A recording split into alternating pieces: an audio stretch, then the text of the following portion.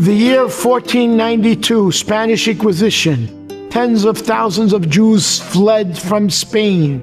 Many of them ended up on the shores of Morocco to the city of Fez. There in Fez, that was the capital of the Muslim religion. And the Jews there were determined to keep their Yahdut, their religion.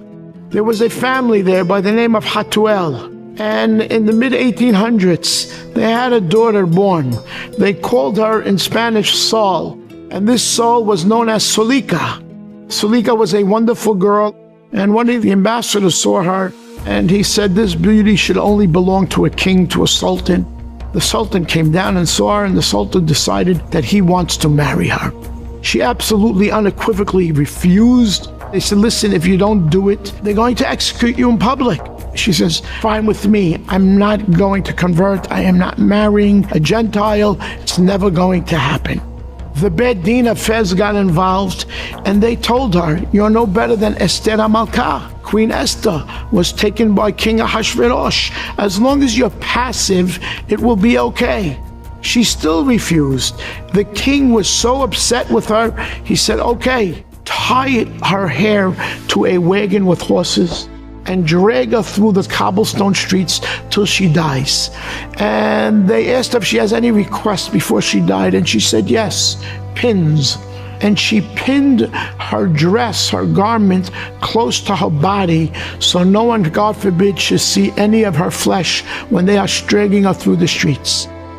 And the execution began. They tied her hair to the wagon, they tied her hands behind her back, and the horses started trotting on this cobblestone streets. She started to scream after a while, stop, stop. The executioner said, must be, she has decided to change her mind. Let's stop and see what she has to say. She stopped. The pins came loose. Please pin the pins to my flesh so that they don't come loose. Again, they dragged her through the streets till Parha Nishmata, her neshama left her with Shema Yisrael. She was buried in the Jewish cemetery of Fez. She is actually buried next to the Reef. It is a shrine. Jews from all over the world come there and they pray at this tzedeket's grave. Not only that, the Muslims pray there. Why do the Muslims pray there? Because there was once a pogrom and they destroyed the cemetery. And when they smashed her grave, they realized that her body was whole, and they realized that this was a very special soul. And even till today, the Muslims pray at her grave. When any Jew passes through Morocco, they go to the Sedeket, Solica, Hatuel, and they pray at her grave. Why do I tell you this story? You have here a 17-year-old girl who was not only Moser Nefesh, but she gave up her life. She understood what it means for a man to look at her. She was ready to die for it, and not only to die for it, to be tortured while she was dying, to die al Kiddush Hashem.